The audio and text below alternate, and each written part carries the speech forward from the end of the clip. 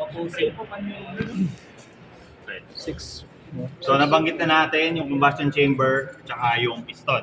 So combustion chamber natin is naka-house sa cylinders. Ito yon.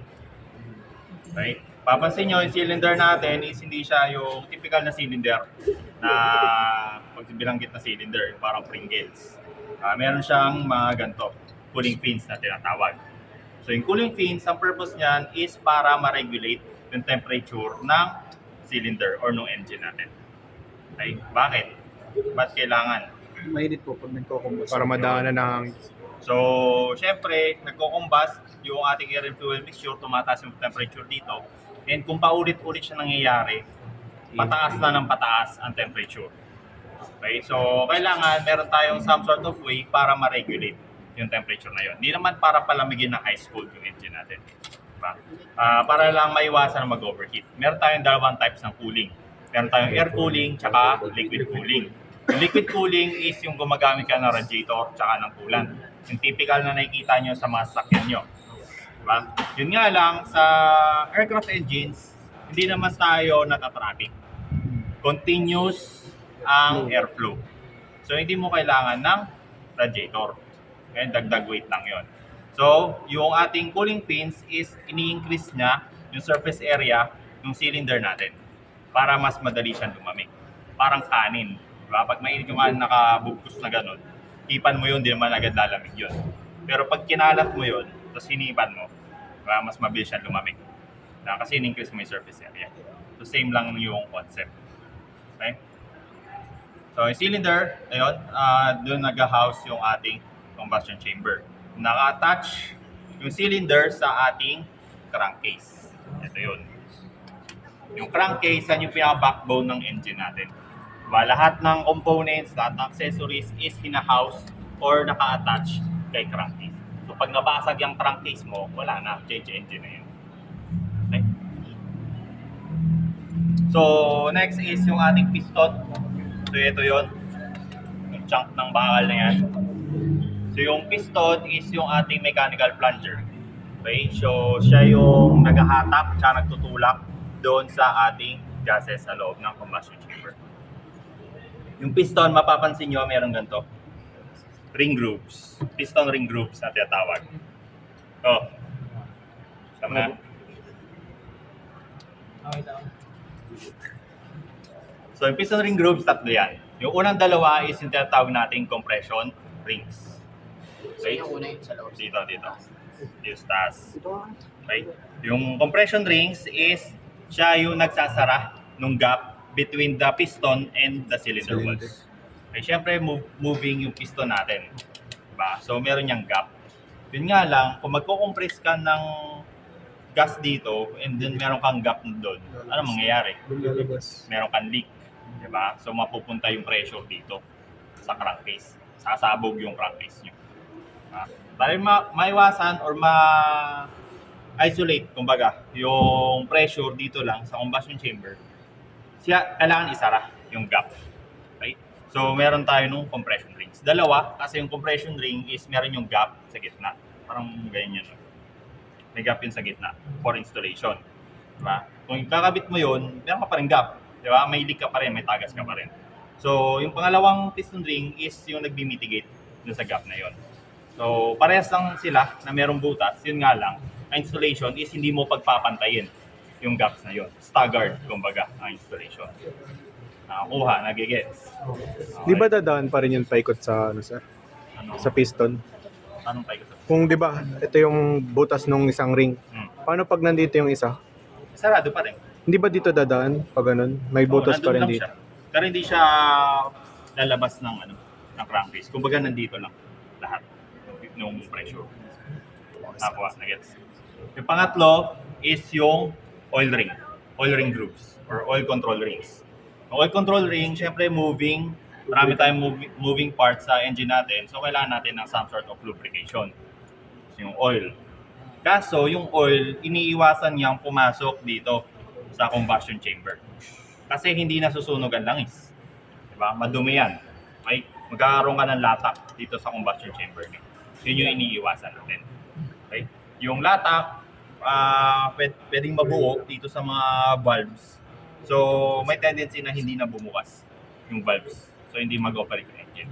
So, meron kang isang cylinder na naiipon lang yung gases. Hindi mo na ilalabas, hindi mo na susunog. So, hindi yun maganda. May possible na maipon yan and then pwedeng sumabog yung cylinder na yun. Okay? So, yun. Compression and yung oil control rings. So, si piston, para makonect yan dito sa crankshaft. Yung crankshaft, kita ba? Ito.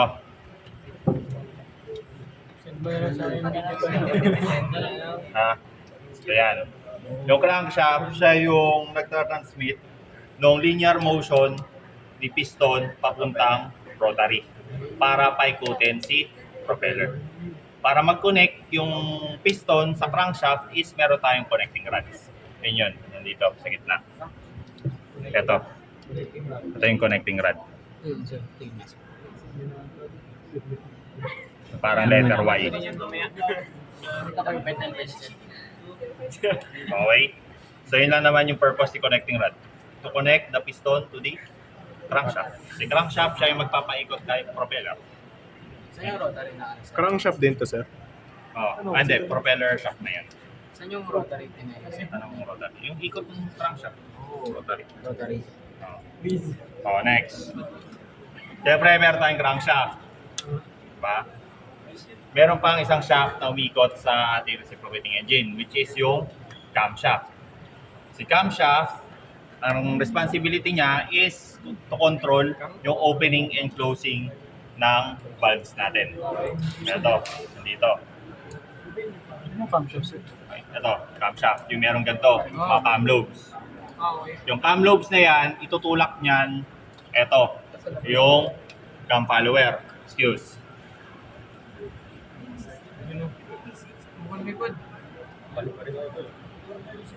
Observe. Ito yung cam lobe, itutulak yung cam follower. Okay. Pag tinulak si cam follower, itutulak ni cam follower si push rod. Okay.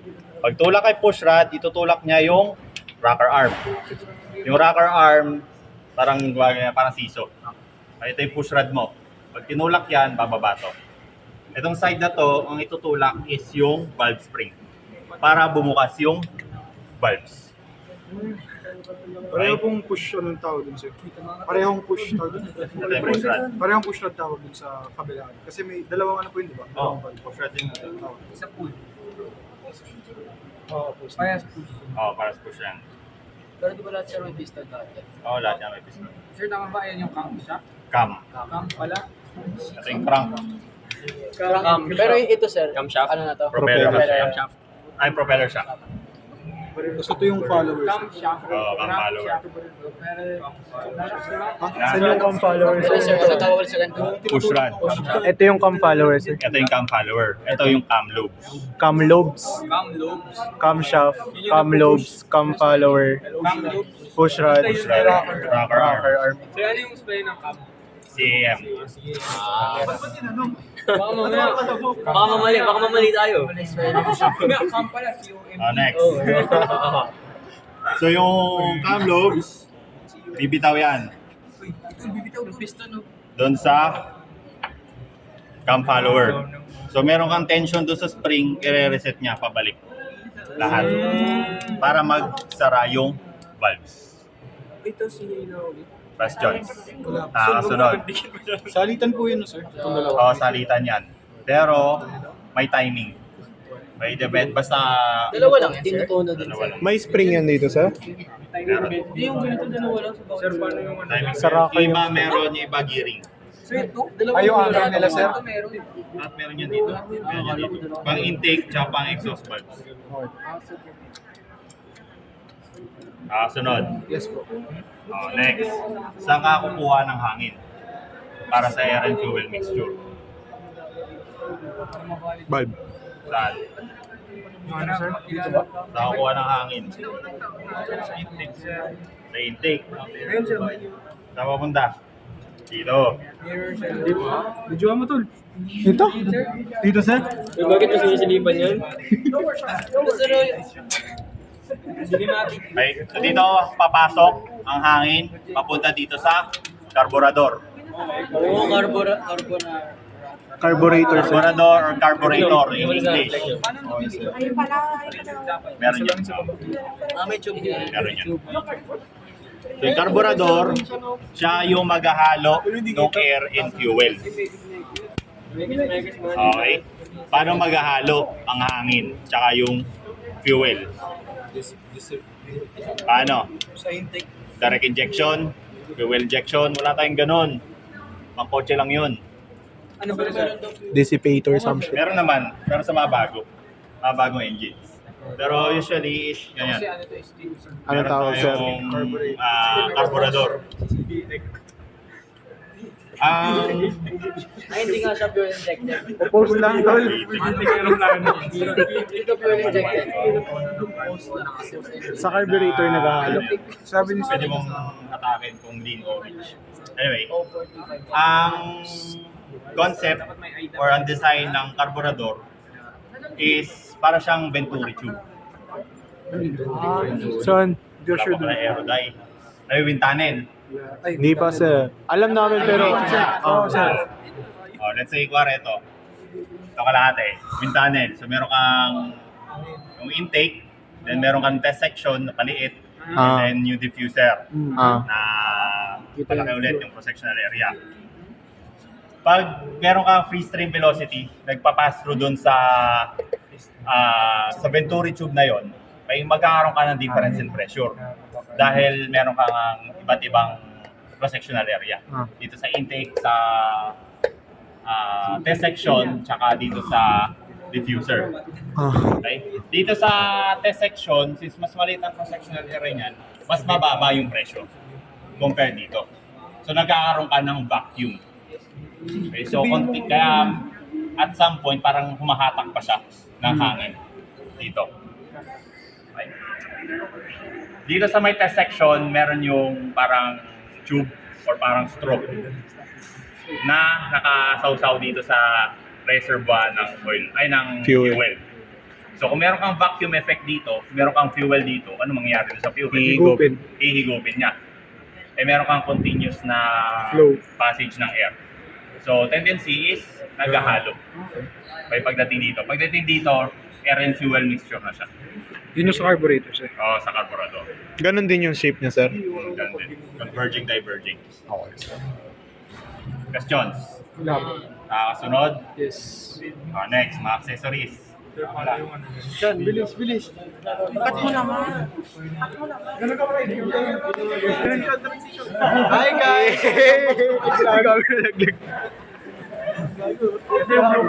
Okay. So yung accessories ng ating reciprocating engines is usually makikita nyo dito sa likod ng firewall. Ito. Ito yung parabol. Sorry. Try nga natin siya dito. Ano yung dalawa naman? Four cylinders. Dalawa. Dalawa nga, di ba? So hindi siya yung full Pero ito cockpit na yung cockpit na to. Kaya pa tayo. Continental engine. So, isa yung carburetor sa mga supporting accessories natin sa reciprocating engine. Sunod is paano natin isa-start yung engine. So, meron tayo no starter. Ayan. Marami naman. The starter is pinapaikot niya si crankshaft para magkaroon ka ng combustion sa cylinders. Parang sa sakyan, di ba, pag upo mo, yung pinakaunang click na ignition key. Oh, ito. Pwede, pero hindi nire-recommend. Sa battery. Okay. So parang sa mga sakyan, again, yung power ng starter is galing sa battery. So kung wala kang battery, walang operation. Diba? Hindi mo mapapaikot yung starter mo. Okay? Once na nagkaroon na ng combustion sa engine, bibitaw naman na yung starter. Kumbaga, independently na gagana yung pinaka-engine. Okay? Ito. Para magkaroon ka ng combustion, syempre meron tayong spark plugs. Diba? Saan ka uhugot ng kuryente para sa spark plug? So tendency, dito ka kukuha sa magneto. Saan, sir? Magneto yung dalawa. Oh, ito. Ito. Ah, Dual yan. magneto yan. Sige. Dalawa usually ang magneto sa ating engines kasi for redundancy. Ay kapag bumigay yung isang magneto, at least meron kang reserva. Pero kung isa lang yan, parang sa mga sasakyan, wala na. Hindi na mag-start. Wala kang ibibigay na spark dun sa spark plug. Oh, pwede mo itabi yun eh. Park mo muna, no? Okay? Next is yung ating oil sump. So, Ano tawag, sir? Oil sump? oil sump. Ah, Sir, yung wet oil well o sump. dry? Yung wet and dry sump. Wet sump yun, sir, kasi isa lang. Dalawa ba? Isa lang yan. Isa lang. Hindi wet sump yan. Huh? Paano mo malalaman, sir, pag ano? Wet sump. Oil Itong sump. buong to, Ay, sir? doon ka naman. Dry sump. Kapag nakakita ka ng oil sump or nakakita kang gandong reservoir, dry sump yan. Ah, kapag may lalagyanan, sir. Pag may lagayan yung langis. Oo. Tama. Kasi Kapag wet sump, nandun lang yan sa engine. Oo. umiikot lang siya. Pero may ganito din siya. Pag may reservoir, no? May ganito, yung buhusan. Kala, Pero wala kayong ganito. Wala reservoir. Ay. So reservoir or yung oil sump, yun lang purpose niya. To store yung langis na ginagamit natin. So mapapansin nyo, meron ka nung twist cap and meron ka nung dipstick to check yung level ng langis. Meron. Gagamit natin to. Papansin nyo, yung langis na ginagamit natin sa masakyan, medyo amber yung kulay. Dito sa aviation, medyo kulay green. Hindi ko alam. Ano lang yan sa hindi octane fuel yun eh. Oil grade. Mas mabango rin yan. Ano ibig sabihin niya, sir? Pamoy? Yung level ng oil. So ito is in quarts. So 5 quarts, 6 quarts. So mas mabango yan compared sa ginagamit sa kotse. Medyo amoy vanilla. So huwag niyong iinumin ha. Ang halo. Cheese. So syempre yung oil, meron yung pump, yan. And meron ka nung filter. Dito. Ah? Anong May tawag? filter dito, pa sir? rin, sir, kahit dry sump siya. Syempre, Anong tawag dito, sir? filter. Filter na to. Sa loob. Yung ganyan, sir. Sa loob na. Sa Pero loob yung yung filter. nalagyan- Pag hinugot mo yan, meron yung parang steel mesh sa loob. Yun yung filter. O yun yung pinaka-filter. Pero yun yung sa old design. Okay, sa mga ganito. Ang ginagamit ngayon is meron ng adapter para i-accommodate yung filter na ginagamit katulad sa sasakyan, yung parang lata ng coke, yung threaded. Okay, kasi mas malinis yung pagkaka-filter kapag ganun gamit compared dito sa steel mesh type. Okay, so para mas ano lang din, mas efficient yung engines. Okay, so merong yung adapter na yon, hindi yon basta-basta kinakabit. Okay, meron yung papel, may supplementary type certificate yon, approved ng FAA. So yung mga ganong type ng modification, laging may certification. Hindi tayo basta-basta gumagawa. Okay, or nag-install ng kung ano nung technology or some sort of alteration or modification. dun sa Sir, engine. tanong lang po pala, since mention nyo, ano po pinagkaiba ng alteration tsaka modification? Alteration is nababago yung pinaka ano tawag dito? Yung kuwari yung wing. Pag nag-alter ka, parang let's say weakly, nagbago yung weight. Ayun yun, sir. Oo. Wait, paano mo masasabi na ano? Anong repair yung gagawin mo, sir? Alter ba o repair? Parang makikita mo siya as good as you daw. Depende. Pero bibili ka ng ano, tools. Ay, bibili ka. May tanong kasi nun, sir. Magpapalitan ng buo, Buong wing, sir. Repair or Parang alter? bagong elevator. hindi. Wait. Kailangan ano ba ipapalitan? Kumbaga, sir, may nasira sa Elevator. engine. Tapos, palit mo kasi. Palit buo, Tapos, parang magiging good as you daw, sir. Repair pa rin ba yun o alteration? hindi, wala pa rin na replacement.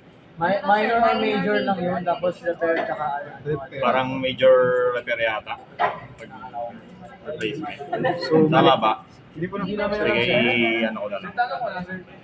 May ganito ba talaga? Ito, sir? Linoleum. Ito, sir. Yung plastic na. Basta stick yan, aluminum. Pang Ito, silyas. pang silang yan. Pero wala talaga niya, sir. Meron sa nakauling. Dito nakaano yung ano eh. Dito nakalapag yung cowling. Gumagano. Para hindi mag-gas-gas. Huwag mong pahid sa akin. Clarification. Wala po sir.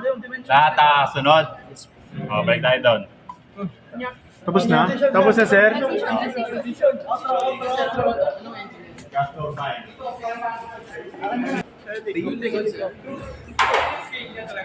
One is to one. Actual to. Sana yung Buntot ng tutubi. may basa. Power plant to sir? Kung anong model ng helicopter to. Meron ba? Ay, mali yung dimension. Mali yung dimension. Ito daw yung gamit para nung ano ba? Manlabo ang pota. Ito ba? O ito? Ito di ba? Tangin ang labo ko. Hindi ko alam. Ito yung...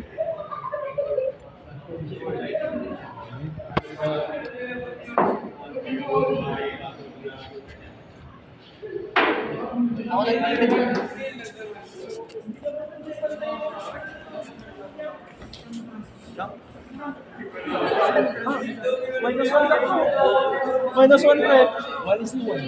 Wala na sir?